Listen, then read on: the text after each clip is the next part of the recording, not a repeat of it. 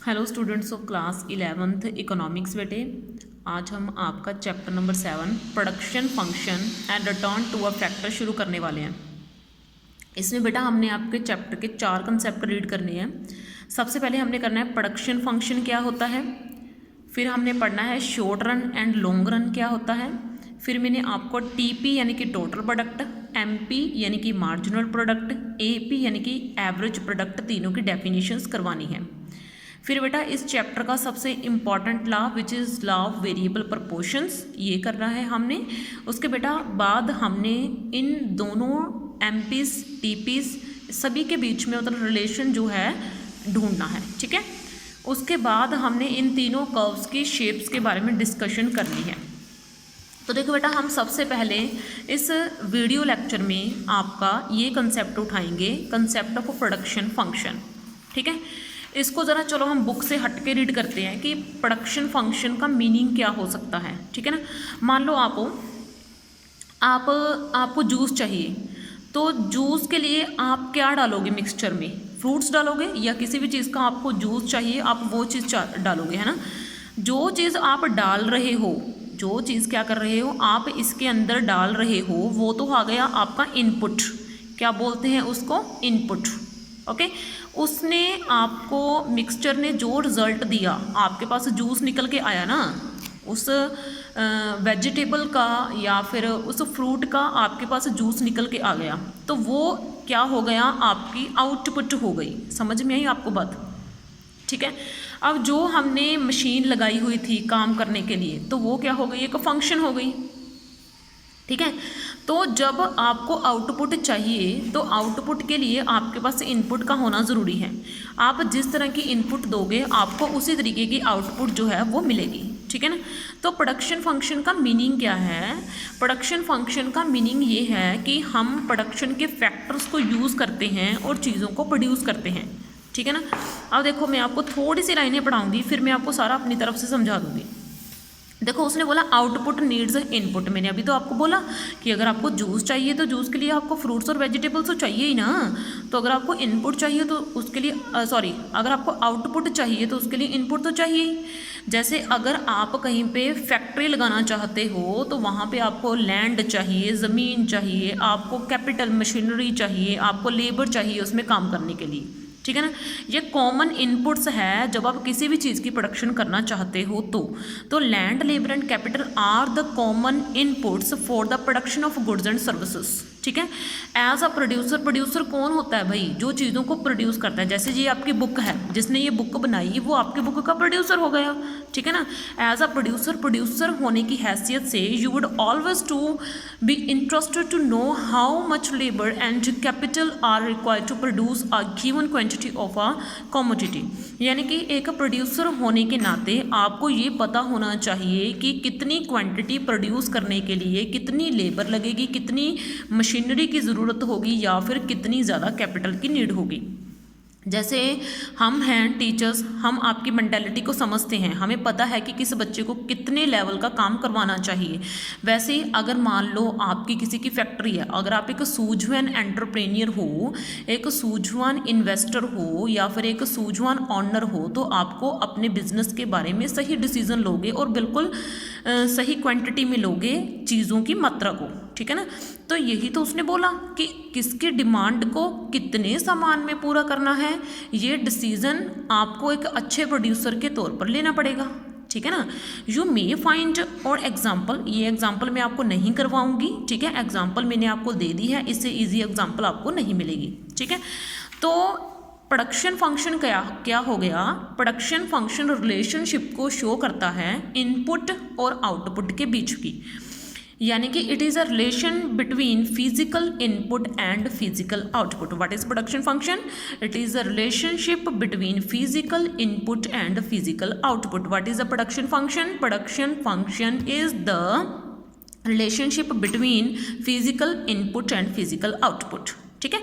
तो अब हम बात करते हैं इनके बारे में, यानी कि इनके जो फैक्टर्स हैं उनके बारे में बात करते हैं कि इनमें जो हम फैक्टर्स यूज़ करते हैं वो फैक्टर्स जो हैं उनमें फिक्स्ड फैक्टर क्या क्या रोल होता है, उनमें वेरिएबल फैक्टर का क्या रोल होता है। रोल ना दो तरह के फैक्टर्स होते हैं। फैक्टर कौन कौन से टाइप के होते हैं, नंबर एक तो होता है भाई फिक्स्ड फैक्टर और दूसरा क्या होता है भाई वेरिएबल फैक्टर। अब जैसे कि आपको फिक्स्ड फैक्टर का नेम ही पता चल रहा है कि वो फैक्टर जिनको हम जल्दी जल्दी से चेंज नहीं करते उसको फिक्स्ड फैक्टर बोला जाता है, ठीक है ना।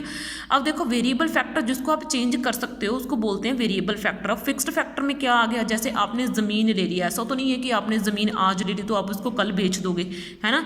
फिक्स्ड फैक्टर यानी कि जो लॉन्ग टाइम इन्वेस्टमेंट होती है, यानी कि जिसके ऊपर आप इन्वेस्टमेंट करके आप उस चीज़ को जल्दी जल्दी जो है बिना प्रॉफिट लिए तो कम से कम बिल्कुल भी नहीं वापस करोगे, ठीक है ना, बिल्कुल भी उसको सेल नहीं करोगे।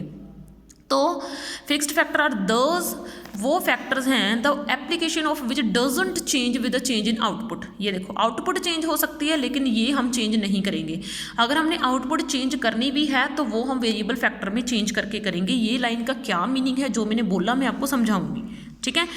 तो इस तरीके से जो फिक्स्ड फैक्टर हैं प्रोडक्शन में कौन कौन से हो सकते हैं, लाइक मशीनरी। अब मशीनरी, अब भाई एक प्रोड्यूसर आप खुद सोचो वो 3 से 4 लाख की एक मशीन लेके आ रहा है, तो ऐसा तो है नहीं कि अब वो नहीं लेके आएगा और उसको लॉस में जाने देगा और उसको 2 या 3 दिन के बाद बेच देगा, तो वो तो फिक्स्ड फैक्टर थोड़ी ना हुआ फिर, या फिर उसका फैक्टर खरीदने का फ़ायदा ही क्या हुआ, ठीक है ना। तो फिक्स्ड फैक्टर का मीनिंग है लॉन्ग टर्म इन्वेस्टमेंट, ठीक है ना, जिसको हम ले लेते हैं लेकिन जल्दी जल्दी से हम उसको बेचते नहीं हैं, सेल नहीं करते, ठीक है ना, या फिर हम उसको रिप्लेस नहीं करते जब तक उसमें डेप्रिसिएशन नहीं हो जाती, ठीक है।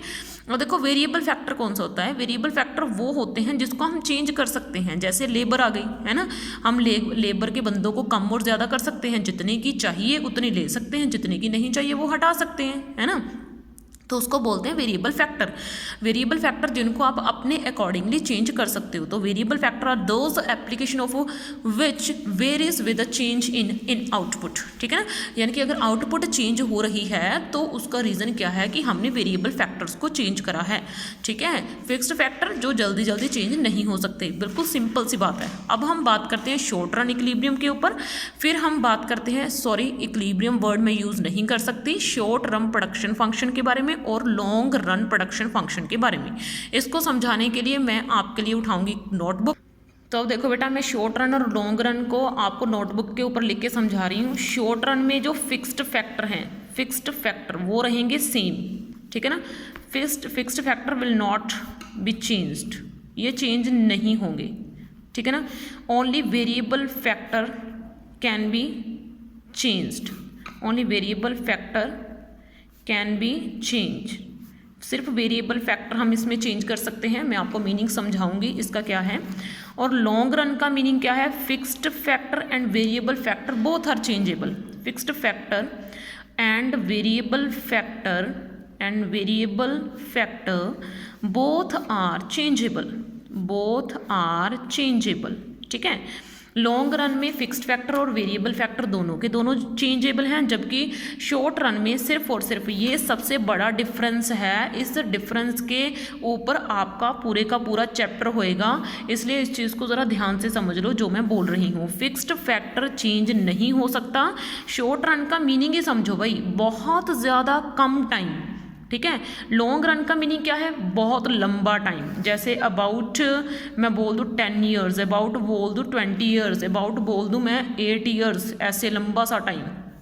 तो शॉर्ट रन का मीनिंग क्या हो गया कि आपके पास इतना कम टाइम है, इतना कम टाइम है कि आप फैक्टर्स को चेंज ही नहीं कर सकते, ठीक है ना। तो जो आपके फिक्स्ड फैक्टर्स हैं वो फिक्स ही रहेंगे। आप जो चीज़ करोगे, प्रोडक्शन बढ़ाओगे तो आप वेरिएबल फैक्टर्स को चेंज करके बढ़ाओगे भाई।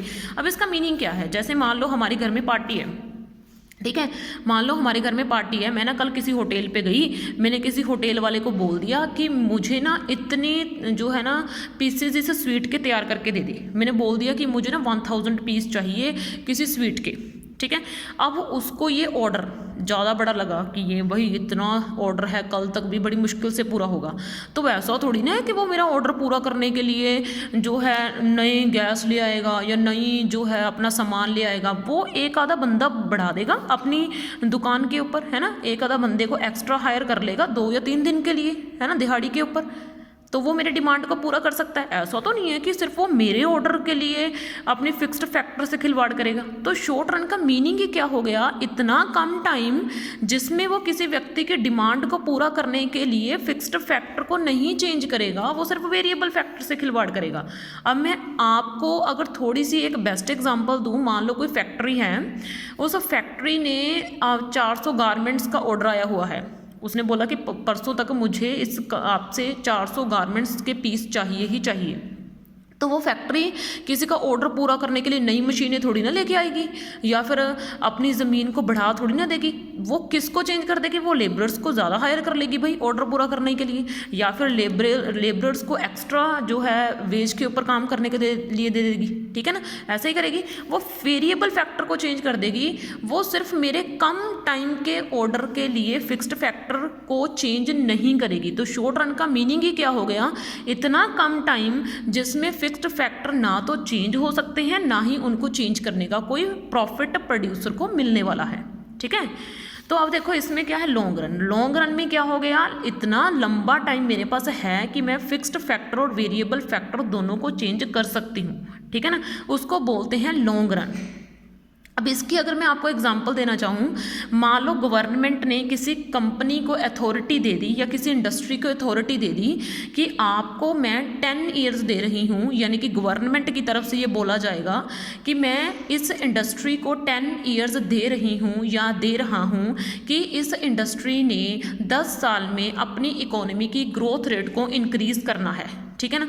तो वो 10 साल में तो इंडस्ट्री अपने जैसी कितनी और इंडस्ट्रीज नहीं खड़ी कर सकती है, कितनी नई मशीनें लेके आ सकती है, ठीक है ना, क्योंकि टाइम पीरियड बहुत ज़्यादा है भाई। तो फिक्स्ड फैक्टर भी चेंज हो सकते हैं और वेरिएबल फैक्टर भी चेंज हो सकते हैं। 10 साल में तो कितने नए एम्प्लॉयज़ आ जाएंगे और कितने पुराने एम्प्लॉयज़ चले जाएंगे, ठीक है ना। और 10 साल में तो कितनी मशीनें नई आ जाएंगी और कितनी पुरानी मशीनें डेप्रिसिएट हो गए, रिप्लेस हो जाएंगी, ठीक है ना। तो लॉन्ग रन यही होता है जिसमें हमारे पास इतना टाइम होता है कि अगर हम फिक्स्ड और वेरिएबल फैक्टर को चेंज करते हैं तो उसका आने वाले फ्यूचर में हमें ही प्रॉफिट मिलता है, ठीक है ना। तो उसको लॉन्ग रन जो है वो बोला जाता है, ठीक है। तो ओके बेटा, मैंने आज आपको शॉर्ट रन और लॉन्ग रन के बारे में समझा दिया है, ठीक है। तो नेक्स्ट वीडियो में हम आपके लॉ के बारे में बात करेंगे। ओके बेटा, थैंक यू।